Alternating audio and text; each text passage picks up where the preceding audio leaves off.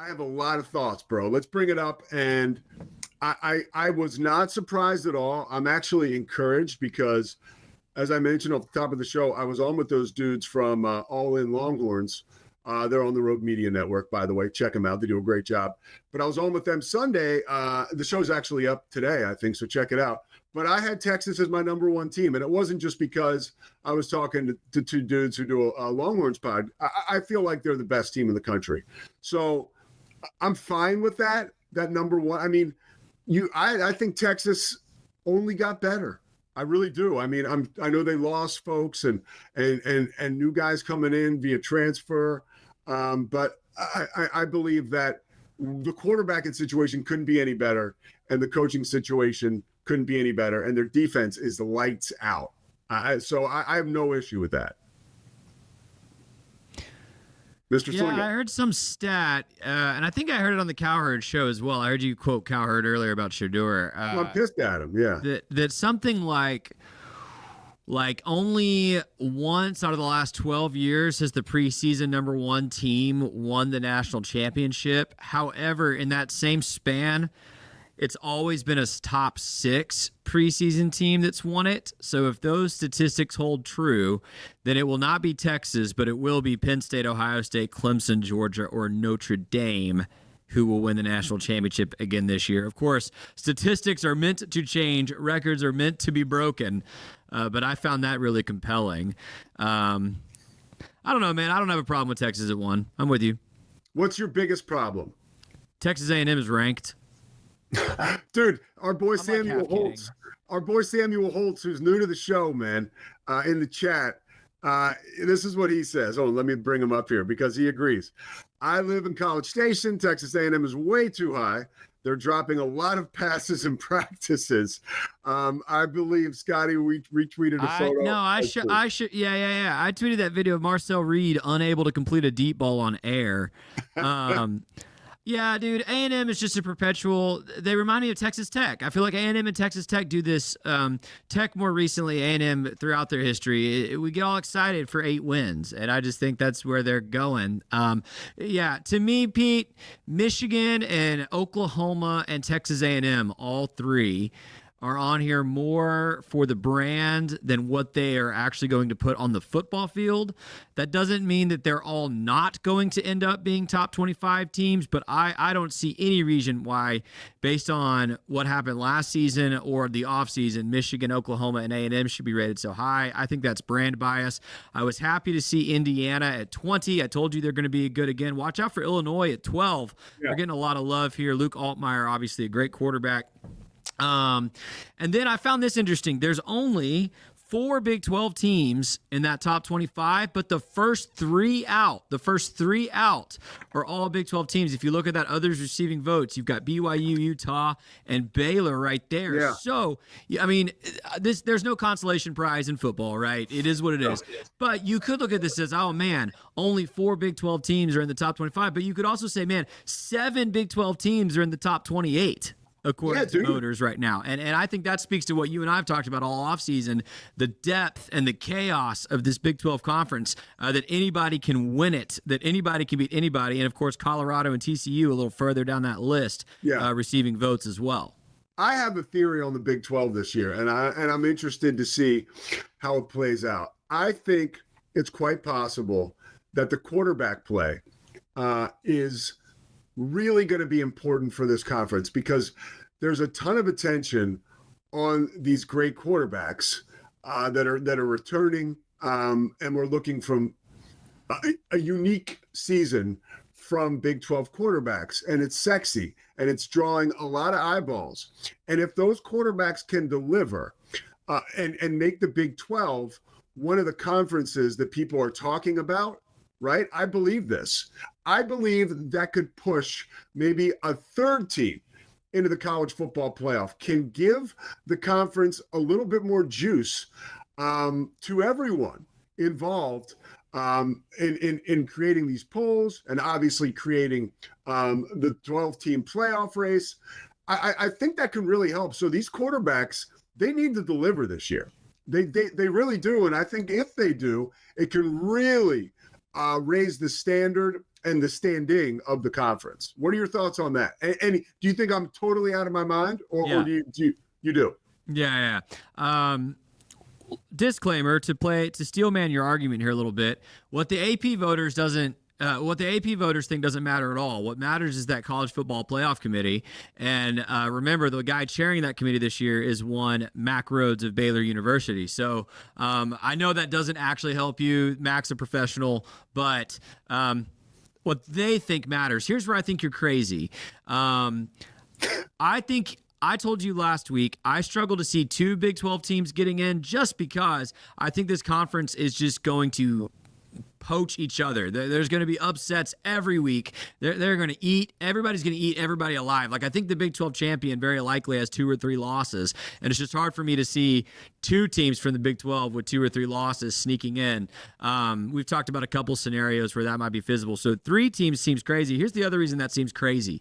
If getting into the playoff was about star power of an individual, then Colorado gets in last year. You had the Heisman winner and a Heisman finalist at quarterback with Sanders. You get the viewers on TV if you get Colorado in the playoff. They didn't earn it. I don't think the committee is going to value a sexy quarterback on a 3-loss team over an SEC team with 2 losses or a Big Ten team with 3 losses at the end of the day. I don't think that's going to happen. Well, what I'm hopeful of is that it's not necessarily about one team and one quarterback. It's about the entire conference just getting a lot more shine this year. I hope that's true. And the entire conference being looked at in a different light. Because I think the Big 12 is head and shoulders beyond the ACC. There's quite a drop-off from the SEC to the Big 10 to the Big 12. That's what most experts think. However, I looked last year at that Arizona State-Texas game, and they were a ball bounce away, Arizona State, from advancing. And now Texas is the number 1 team in the country and almost won the national championship. But here's what you're arguing for. I don't think anybody disputes that the Big 12 champion most years can compete with any team from any conference. I think that's... You and I talk about the depth all the time. I think that, and this is my hope, just to jump in real quick. So let me push back, though. Okay. Iowa State, in the manner in which they lost the Big 12 championship game, did not look like they belonged in the college football playoff last year. Yes. Colorado, probably, if the Big 12 was going to sneak 3 teams in last year, Fantasyland, Iowa State probably gets in for being the runner-up. And then Colorado's probably that 3rd team just because of their record and their star power. And Colorado got washed in their bowl game against another team from the conference. So that just doesn't. And by the way, to your point, Colorado played everybody in that game too. So it wasn't like one of those mail-ins. Yeah. So like the Big 12 just does not have much of a leg to stand on. I agree with you. The Big 12 champion, whoever emerges from this conference, Baylor, Arizona State, Iowa State, Tech, whoever it is going to have a shot to make the Final Four. Like, they're not just going to make the playoff. They're going to have a shot to win a couple games in the playoff. Absolutely. But does the 3rd team in the Big 12 have that same cachet? I don't think so. Here's my hope. I could be wrong. I don't think so. Here's my hope that there are 2 teams, right, that sort of run through the conference like a hot knife through butter, right? Maybe accruing 1 loss, and then maybe 1 non-con loss, right? And then you get to the championship game, and both of those teams, regardless of who wins, get in. And then you have a team like Baylor, who maybe, let's say Baylor loses to either Auburn or SMU, and then loses 1 or 2 games during the regular season in the Big 12, they still maybe get in. I believe that could happen. I think there could be 2 teams with complete star power, right, that roll through the conference and the non-conference and are ranked in the top 10, top 15, that face off in the Big 12 title game. And then there's another one that squeezes in because of the notoriety and the accomplishment of the other 2 and a different perspective on the Big 12. I believe this conference really has what it takes to punch with some of the best in the country. And to what you say all the time, which you seem to have abandoned that right now, is that this is a very deep conference. Like you've always said, like the 8th team in the Big 12 is better than the 8th team in the SEC. I do believe that, but I don't think Iowa State last year could have beaten any of those other teams in the playoff. I agree, but that's last year. I think the conference is better this year. I really do, all the way around. I really believe that. And I don't think it's better to the point where it's going to be a slugfest and teams are going to beat the crap out of themselves. And I'm going to be on Inside the 12 every week talking about parity and close games. I think I'm going to be talking about, like, look at this, Texas Tech and let's say Arizona State, once again, ranked in the top 15. They're both headed for, and then, and they're moving up and up. I think so. Here's just the unfortunate reality, though, Pete. It's not just about who's worthy to get in. It's who are you leaving out. In order for the Big 12 to get multiple teams, you're going to have a lot of the top SEC teams or the top Big 10 teams pull in Alabama last year. And by that, I mean you're going to need some of those teams to have 2 losses on their resume that they cannot explain. Bottom line with Alabama is a 3-loss Alabama might have gotten in last year. The problem is 2 of their losses were to Vanderbilt and Oklahoma. Yeah. And Oklahoma had their worst season in 30 years, and Vanderbilt was Vanderbilt. And so, you're going to need some of those teams to kind of like collapse, I think, if you're the Big 12. Because, it's not just about who's worthy to get in. It's you've got to convince this committee that the SEC doesn't deserve 4 teams, that the Big 10 doesn't deserve 3 to 4 teams. And the way that these preseason rankings are shaped up and just the perceptions, I don't see how you do that unless there's like 3 Alabamas this year that lose to bad teams. Well, I agree. And I certainly agree with what you said about Oklahoma last year. And I would parlay that into this year. I think Oklahoma is totally overrated in that poll. I have major issue with that. I do not think Oklahoma, has anybody looked at their schedule? Like, it is a meat grinder. Yeah, like, I don't think they're gonna get 8 wins. No, dude. I don't think they're gonna get 6, man. And one thing that I found to be pretty interesting, I'm trying to find it here as I'm looking at my college football odds. Last night I was on, here we go, on odds to reach the college football playoff for these teams, right? And I was just surprised at who the odds makers think. Like, for instance, right? Like, if you say Alabama is going to get into the college football playoff, like, the odds makers pretty much agree with you. Like, if you bet against Alabama getting into the college football playoff, like, you're not going to win a lot of money. The odds aren't in your favor. Like, the odds makers believe Alabama is going to be in. Obviously, the odds makers think Texas is going to be in. There's a lot of teams. Let me see another one. Utah is plus 400, so obviously they don't think they're. Ohio State, they think they're going to be in. So it's interesting to see. I was surprised. I guess what I'm saying, that's a long way of saying I was surprised that Alabama is looked at as a team who is likely to get into the college football playoff under Kalen DeBoer in his second year. And it's still a ton of question marks around that program. And I'm never going to take away from the fact that I believe the SEC is the best conference in college football. And I think we get a little ahead of ourselves talking about some of these teams in the SEC going to the college football playoff, because I believe, like, in Oklahoma, I just think they'll get smoked out by the rest of the really good teams in the conference. And I think that could happen to an Alabama as well. We just talked to Will Herring about Auburn.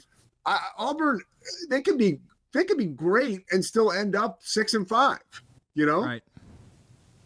But that perception is exactly why a 3-loss Alabama is more likely to get in than a 3-loss Texas Tech. 100%. I agree. I do. Hey, agree. I'm going to change the subject. Going back to a conversation we had a couple weeks ago that I just cannot stop thinking about, Pete. I cannot stop thinking about this. There are 50 teams here on this graphic. I just took it off. Let me throw it up one more time. There are 50 teams here. There's the top 25, and then there's 25 that are amongst the others receiving votes. I just said the Big 12 has, I don't want to misspeak, nine teams in this top 50. The ACC has 7. For all your talk of how bad the ACC is, Pete, do you see that there's an ACC school that did not receive a vote and that's North Carolina. Oh, come on, dude. North You're being Carolina a bully. is not the 7th best ACC team nor a top 50 team in America preseason. Why don't you go ahead and explain that one to me, buddy? I'll explain that one to you. Bill Belichick, who I feel is at least the second best coach in the ACC, is rebuilding. Like, my first game of the season, okay? I think you're going to buy me Diamondbacks. Hold on. Yeah, I will. If I lose. Okay, our first game of the season, my first game of the season is Stephen F. Austin at Houston. So I've been like deep diving into this stuff. And a great example, honestly, on a little bit of a smaller level, but not really, is Willie Fritz. Willie Fritz has dominated wherever he's gone. I have it here. I wrote it down last night. He was, I'm going to get it. I'm not going to quit. I'm going to stick with this because I wrote it down. He was, I think, 24-3 in his last 2 years at Tulane. Okay. Like, he started off with 2 wins, like even this past year, Willie Fritz was terrible with Houston, right? A first year for, I don't care what kind of coach, you get a mulligan, dude. You absolutely 100% get a mulligan. So Sure. Next year, if Bill Belichick and North Carolina is nowhere to be seen on the also receiving votes, then we can talk. I still think this year they're going to win more than, what was it again? 6 games. Yes. Because, yes, I've been on this little like minor league baseball tour, like, being on podcasts and radio shows, talking about the Big 12 and stuff. I have been like, any chance I get to throw a shot at the ACC, I am. Like, I don't know what's gotten into me, but like, I think it's because myself and my one of my best friends in the world, John Tobias, argued last year. JT works for ESPN. We argued last year all the time because he's from Winston-Salem. So he's from ACC country. Who's better, the Big 12 or the ACC? And like, it's not even a question. I think the ACC is bad. So I think any team, like, because here's where the ACC is ripe, because we saw last year with SMU, like a team like Pitt, right? Pitt was 7-0 last year. They just ran out of steam. If one of those teams can get going and like remain like undefeated against like a bullshit schedule, pardon my French, like they'll be considered for the college football playoff, even if they're not the team that wins the conference. Like, you have the ACC getting 2 in. I do. By the way, Georgia Tech, last night I noticed this, was I think they're plus 450 to get in the playoff. So why don't you go ahead and put your money where your mouth is, dude? And go ahead and punch a ticket there for your boy Brent Key to get to the college football playoff. You'll win some money. I think I told you this, that Maybe I'll Sawyer do it for Robertson you, plus. so we can have some fun. Yeah, let's do it. That's Sawyer Robertson plus 6,600 to win the Heisman is still I bet it. calling my name. I bet it. I put $50 on it yesterday. The odds I got equal to, like, I'll win $2,400. So bring it on. Let's go. I love it. There was one more thought I had when I was looking at this. I got one more thought for you while I'm rolling. Okay, go ahead. People get pissed about Texas Tech and Texas A&M. I got news for you, okay? One of those 2 teams, guys, is going to pop this year. One of those 2 teams that people in Texas and around the Big 12 and the ACC, you guys always take dumps on Texas A&M and Texas Tech, right? Because they, especially Texas Tech now, has really entered this new zone where they're a bullseye, right? There's a bullseye on their back because of all the money. So people like to give them a lot of hard time, give them a hard time. I think one of those 2 is going to pop. Too much talent. Mike Elko is a great coach. Joey McGuire has shown that he is a motivator and a recruiter, and he knows how to delegate, which is the perfect formula, I think, for a successful coach at Texas A&M. One of those 2 teams is going to pop. Write it down, dude. And when I mean pop, I mean make to the college football playoff. You want to make another bet? Of course I do. I'm a degenerate. Yeah.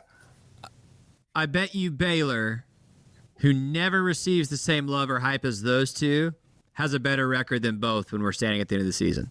I don't want to do that because I like pulling for Baylor, so I'm not doing that. Okay. I don't want to bet against Baylor. I would just argue 8-5 is not popping. I just want to put. I agree. Pop. I mean pop to the college football playoff, and I'm not going to bet anything on that. You did pick Texas Tech to make the playoff, so you're being consistent there. And I really believe. Look, here's my thing, and I do have a fear about Texas Tech, right? Like when you've got an offensive guard and an offensive tackle, I don't give a crap how much money they're making or how many stars they have. If these two dudes have never played together, and now you're trying to execute whether it's a trap play or a quarterback waggle or a spread offense draw, like there's got to be some symmetry, dude. There's got to be some chemistry. Like I don't care how many new bodies and studs you have on the offensive line. You only have a finite amount of time to get these dudes on the same page. And I think we have seen that in years past so far. In this new era of NIL and big money, I worry a little bit about that with Texas Tech specifically. Will they pass the chemistry test? They passed the recruiting test. They got to pass the chemistry test in order to get to the college football playoff. That is the biggest test for Texas Tech all year long. Forgive me if I misquote this because I'm remembering off the dome. I think I saw that Joey McGuire also at Texas Tech currently is 1-6 versus top 25 opponents. So not only do they need to get that chemistry thing right, which I think is a tremendous point, but Joey's got to figure out how to close those big games. And I'm a Joey McGuire believer. Yeah, me too. Some who follow me for a while know there are days I've said Baylor should have hired him as our head coach, so I'm a believer. But he's got to overcome that monster too. Here's what I was going to say before we go, Pete. I am not ready to put money on this, but I do have a strong conviction about something. I already said at the top, the statistics say that one of these teams ranked 2 through 6 will win the national championship this year. I think it's Clemson. I think for all of your smack talk about the ACC, I think Clemson has a top 2 coach in the sport, and I think it's very likely they have a top 2 quarterback in the sport. I think Clemson might win the Natty. Well, I what disagree. Say you? I disagree. I don't think Clemson. No, I don't. I think they'll maybe make the playoff. I don't see them winning a national championship. I don't. It's fair. It's fair. I really believe in that quarterback, Texas kid. So we're gonna end the show with a Joey McGuire tribute, right? I listen to one of these Texas Tech podcasts if I'm doing a Texas Tech football or basketball game, and it's great. It opens up with Joey McGuire, just his quote in the locker room, I think after his first year, when he screams, "Everything runs through Lubbock," right? There you go. So that's my Joey McGuire.